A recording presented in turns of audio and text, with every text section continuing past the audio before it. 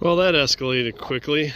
Took the grill off because noticed some modifications, couple zip ties on there, so it told me there's some damage, and she's whammied in there a bit. So gonna take that AC delete radiator out, so probably wouldn't hurt to get a new radiator. That one looks like it's seen better days. So clean up that bumper and weld in a hitch for the front of this little monster. Alright, that's the Jeep Patriot. I'm gonna do some modifications.